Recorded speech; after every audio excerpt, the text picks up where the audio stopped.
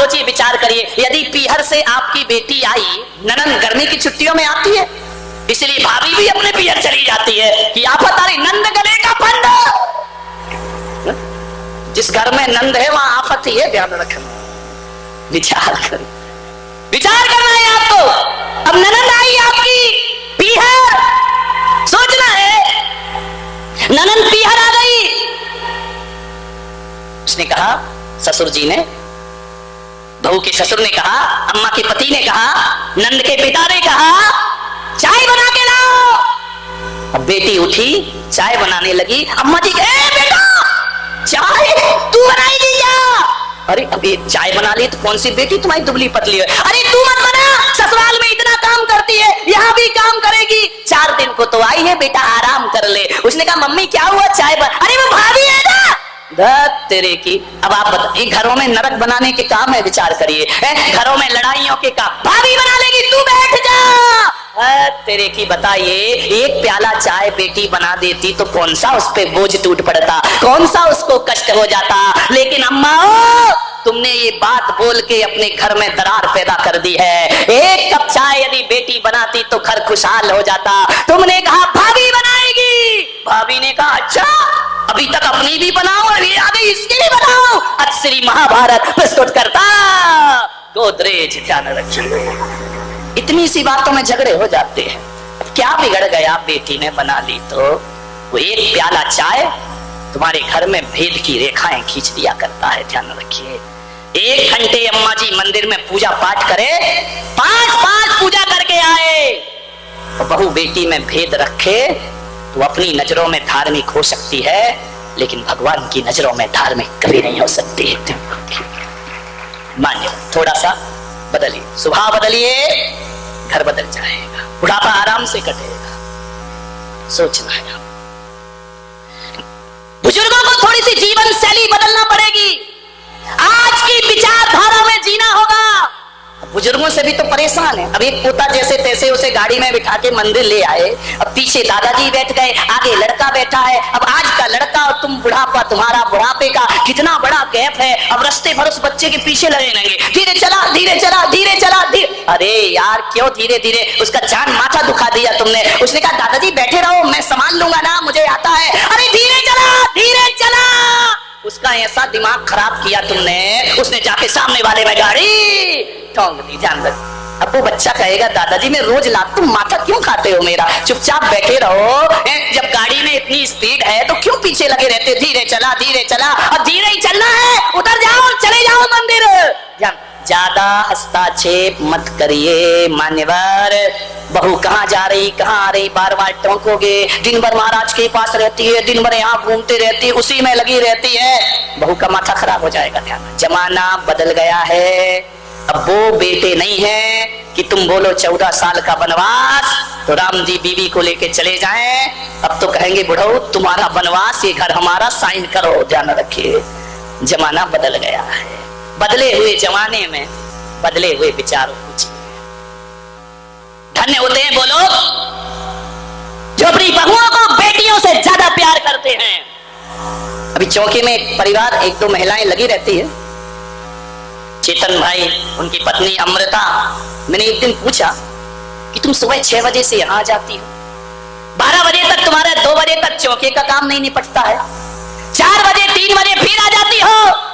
मैंने कहा एक बात बताओ, तुम्हारे सास ससुर बोलते नहीं है कि तुमको घर नहीं आना, घर का काम नहीं करना है, शाम को 8 बजे तुम घर पहुंचती हो? बोले महाराज मेरी सास ससुर ने कह रखा है कि तू महाराज की सेवा कर, तुम दोनों बहू बेटे महाराज का ध्यान रखना, हमारी चिंता मत करना। यदि हम खाना ना बना पाएंगे तो बाहर से बुला के खा लेंगे, लेकिन तुम आराम से महाराज की संतों की सेवा करके रहिए। जिन घरों में ऐसे सास ससुर होते हैं, नहीं तो ये प्रियंका भाग सकती है क्या? ये कैसी है मुझे नहीं मालूम, सास ससुर बहुत अच्छे हैं। ध्यान रखिए, विचार करना है, सोचना है, विचार करना है, आपको सोचना है जिंदगी को। अब पुराने ढर्रे में जिंदगी चलने वाली, नए युगों में लिखेंगे हम मिलकर नई कहानी, हम हिंदुस्तानी। घर में झगड़े हो जाएं, दादाजी आए, बहू रो रही हो, सास में झगड़ा हो तो कहना छोड़ो कल की बातें, कल की बात पुरानी, नए युगों में लिखेंगे हम मिलकर नई कहानी। हिंदुस्तानी, अभी तो बोलो हम हिंदुस्तानी, हम हिंदुस्तानी, छोड़ दीजिए कल की बातों को। उसने ये कहा, उसने वो, कितना भंगार रखोगे इस दिमाग के अंदर। कहा सुनी हो गई, गई रात गई सो रात गई और बात गई सो बात गई। भूल जाइए, ध्यान रखिए, आराम से जिंदगी गुजारो, प्रेम से जिंदगी गुजारो, उपयोगिता बनाए रखो। बुढ़ापा नहीं तो बहुत दुखदाई हो जाएगा। लिखो, लिख सकते हो अच्छा लिखो, पढ़ सकते हो अच्छी किताबें पढ़ो। ये भी नहीं कर सकते हो, मंदिर जाओ, अभिषेक करो, पूजा पाठ करो, 2-3 घंटे वहां बिताओ। तुम्हारा शांति धारा में मन लगे या ना लगे, 4 घंटे मंदिर में रहोगे तो बहु कुछ शांति धारा तो अपने आप हो जाएगी, उसके जीवन में आनंद। लेकिन क्या करे ये बूढ़ा, अम्मा जी बड़ी ताली बजा रही, क्या बात है, बहुत खुश है। क्या करे, बुढ़ापे में आसक्ति नहीं छूटती है। बुढ़ापे में मेरा मेरा मेरा दिखता है। नहीं, मेरे एक बूढ़ा मर रहा था इस बारामती के अस्पताल में, अब मर रहा था। लोगों ने कहा बुढ़ापे तेरा अंतिम समय है। डॉक्टरों ने कहा बुला ले अपने रिश्तेदार। अरे बोले अंतिम है, बोले हाँ, बोले बुलाओ सबको। सबको बुलाया गया। बड़े बेटे से कहा बेटा तू एक काम कर, सिद्धेश्वर रोड के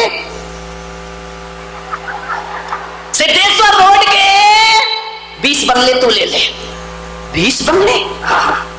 छोटे लड़के से कहा तू मुझे बहुत प्यारा है, एक काम कर,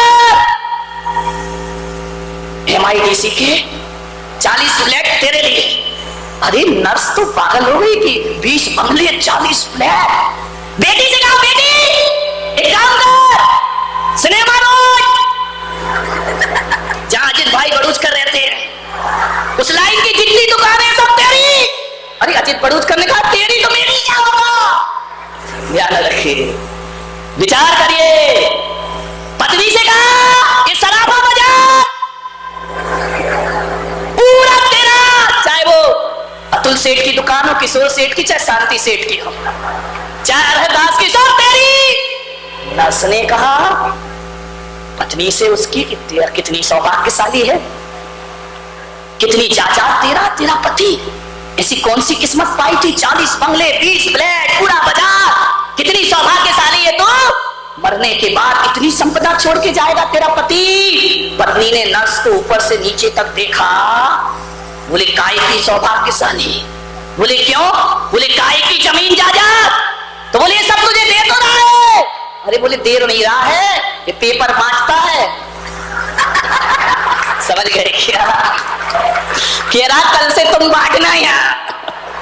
विचार करी, तुम क्या सोचे अजित भाई घबरा गए क्या कि अपनी दुकान जाने वाली है। बोले पेपर बांटता है, काय की तकदीर में ये पेपर की जिम्मेदारी सौंप रहा है सबको। विचार करना है। बड़ा बड़ा मर रहा और हाय हाय कर रहा आदमी, मरते दम तक हाय हाय नहीं छूटा। मुल्ला नसरुद्दीन अस्पताल में एडमिट हो गया, मरने का ऑक्सीजन लगा दिया। मुल्ला ने कहा मेरा बड़ा बेटा कहाँ है, उसे बुलाओ। बड़े बेटे ने कहा अब्बू जान यहीं खड़ा हो। तो बोले मेरा छोटा बेटा कहाँ है? बोले मैं भी यहीं खड़ा हूँ। बोले मेरा मंझला बेटा कहाँ है? बोले मैं पैरों के पास खड़ा हूँ। मेरी पत्नी कहाँ है? बोले तुम्हारे सिराने खड़ी हो। मुल्ला ने ऑक्सीजन निकाल के फेंका। बोले अरे कमबख्तो, जब सब यहीं खड़े हो तो दुकान पे कौन है? विचार कर, मर रहा लेकिन दुकान नहीं छूट रही है। बड़ा बड़ा मर रहा और हाय हाय कर रहा। ध्यान रखिए, ऐसा बुढ़ापा क्यों जीते हो मेरे भाई?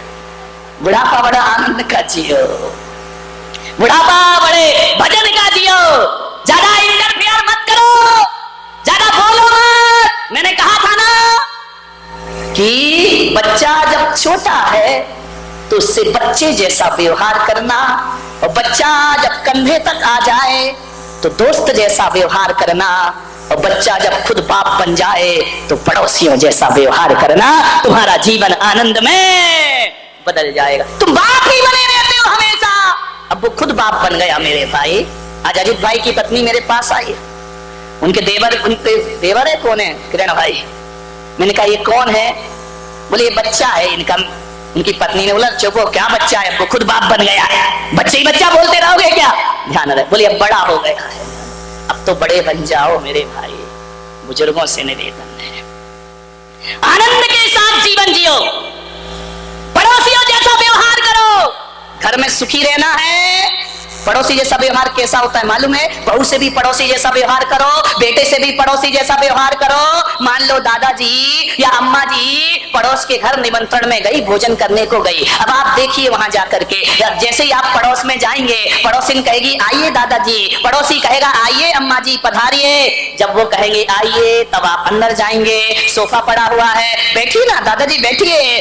दादाजी जब तक नहीं कहोगे तब तक बैठने वाले नहीं है, वो कहेंगे बैठिए तो आप बैठ गए, फिर खाना परोसा जाएगा, अब आप खाना खा रहे हैं, मजा नहीं आ रहा है, स्वाद नहीं आ रहा है, दादाजी और लीजिए, नहीं बस बेटा बस अब नहीं चाहिए, अरे ले लो ना दादाजी, अरे बस बेटा मुझे नहीं चाहिए। बोले क्यों, खाना अच्छा नहीं लगा? भीतर से तो अच्छा लगा नहीं है, लेकिन ऊपर से क्या बोलोगे कि ऐसा थर्ड क्लास खाना बनाया, बकवास बनाई है। ऊपर से नहीं नहीं नहीं बेटा बहुत अच्छा खाना है, आज मेरा पेट भरा हुआ था इसलिए नहीं कहा, खाने की चिंता और बहुत स्वादिष्ट खाना है। पड़ोसिन से कहोगे ना घर की बहू अच्छा ना बनाए तो फिर क्या बोलोगे? बोलो बोलो मुंह खोलो, घर में तो दिन भर बड़बड़ करते, बोलो क्या बोलोगे? ये बनाया है, तुझे खाना बनाना नहीं आता है।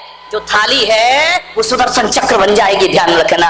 पड़ोस में बोलती बंद क्यों हो गई, घर में क्यों बोला जा रहा है? इसलिए मैंने कहा जैसे पड़ोस के घर में जाते हो, टीवी कहाँ रखा है आप देख सकते हो लेकिन इंटरफेयर नहीं कर सकते हो, आप बोल नहीं सकते हो। आपको लग रहा फ्रिज गलत जगह रखा है, आप बोल नहीं सकते, चुपचाप देखोगे। आपको लगा सोफा सही नहीं है, आप बैठकर चुपचाप चले आओगे, लेकिन टोका टाकी नहीं करते हो। वही मैं आपसे कह रहा हूँ, ऐसा ही जीवन अपने घर का बना लो। अरे दिन भर बहू बेटियों के पीछे मत पड़ो कि अलमारी कैसी पड़ी, फ्रिज कैसा पड़ा है। अरे समझो पड़ोसी का घर है, वो जाने उसका। हमारे दिन तो गए, बहुत तो संभाल लिया इस घर को, अम्माओं बहुत तो कर लिया इस घर के लिए, अब बहू की जिम्मेदारी बहू को दे दीजिए। ध्यान रखिए। एक अम्मा जी आई, बोली महाराज जब से बहू आई है मेरा जीना हराम हो गया। अरे मैंने कहा क्या हो गया? अरे बोले इतनी सुखी थी मैं, इतनी सुखी थी, कहां से फंस गई अपने लड़के के लिए, ऐसी लड़ाकू बहू लेके आई हूँ, दिन भर लड़ती है। तो मैंने कहा क्या करूँ अम्मा जी? बोले कुछ उपाय हो तो बताओ। बोले मैं विट्ठल भाई के पास गई थी, ज्योतिषी के पास, तो विट्ठल ने जैसे ही पत्रिका देखी तो बोले तेरे को तो 7.5 शनि लग रहा है। ज्योतिषाचार क्या बताएगा? बोले 7.5 शनि लगा हुआ है। तो मैंने कहा अम्मा जी अब क्या करेगी? बोले मैंने विट्ठल से कहा कि उतरवा दे शनि को। तो बोले वो तो नहीं उतरवा पाया, उसने तो बता दिया कि भाई 7.5 शनि लगा हुआ है। अब विट्ठल जी कैसे उतरवाएंगे? विट्ठल जी तो ऐसे कहेंगे रखो, अब इनके शनि तो ऐसे उतरते ज्योतिषियों के, रखो 1100 रुपए।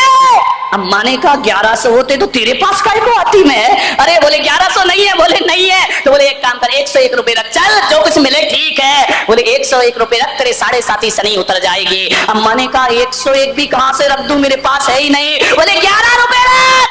बोले 11 भी नहीं है। अरे बोले 1.25 रुपए एक नारियल रख दे। बोले 1.25 रुपए भी मेरे पास नहीं है। तो विट्ठल ने कहा जब तेरे पास कुछ नहीं है तो जा, शनि तेरा कुछ नहीं बिगाड़ सकता, तेरे पास कुछ है ही नहीं। ध्यान रखिए, तेरा शनि क्या बिगाड़ेगा? उसका बिगाड़े जिसके पास है।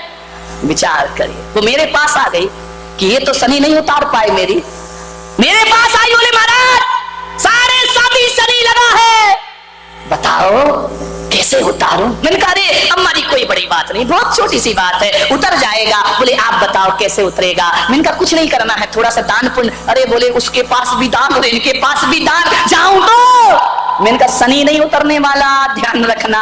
7.5 लगाए, बहू छाती पर बैठी रहेगी, ध्यान रखिए। तो बोले क्या करूं महाराज? मैंने कहा एक काम कर, बोले जिन शरणम में एक कमरा बनवा दो। मैंने कहा नहीं नहीं, तेरा शनि वाला कमरा लेके मैं करूंगा क्या? सत्यानाश थोड़ी करना उस तीरथ का मुझे।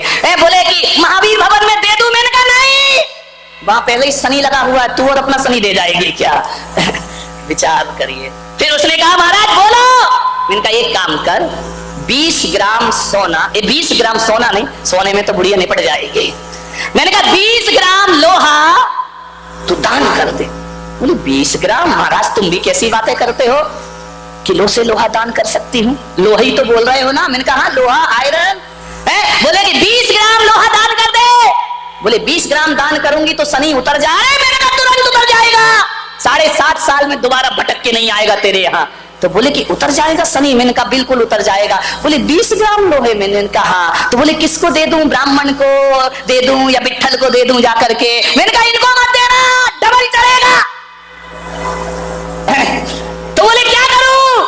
मैंने कहा शनि चढ़ा है बहू के आने से। बोले हाँ बहू आई जब से चढ़ा हुआ है। तो मैंने कहा 20 ग्राम लोहा बहू को दान कर दे, तेरा शनि उतर जाएगा। बोले मेरी बहू को घर में ही लोहा दान कर दो, शनि चढ़ जाएगा? मैंने कहा बिल्कुल उतरेगा, बिल्कुल उतरेगा, बहू के अलावा किसी को मत देना। बोले आज ही देती हूँ। तो मैंने कहा 20 ग्राम लोहा कहाँ है? बोले बताओ कहाँ से लाऊं, कौन सी दुकान से? अरे मैंने कहा अम्मा दुकान गई भाड़ में, जो कमर में 20 ग्राम की चाबी लटक रही है ना, वो बहू के हाथ में रख दे, तेरा शनि अपने आप 20 ग्राम। तुम क्या समझे कि महावीर भवन से लोहा लंगड़ ले जाएंगे? नहीं, वो कमर में लटक रही 20 ग्राम की चाबी जिस दिन बहू को दे दी उस दिन 7.5 शांत हो जाएंगे। ध्यान रखिए मां, ऐसे आनंद से जिए उठाते हैं। सोचना है आपको, जीवन के अंधेरों को कोसो मत, जीवन के अंधेरों को मत कोसिए, मेहनत की मोमबत्तियां जलाइए, अंधेरा अपने आप दूर भाग जाएगा हमसे मेरे भाई। सोचना है आपको। बचपन विद्या अध्ययन के लिए होता है, बचपन विद्या अध्ययन के लिए होता है, जवानी धन अर्जन के लिए होती है, और बुढ़ापा पुण्य अर्जन के लिए हुआ करता है।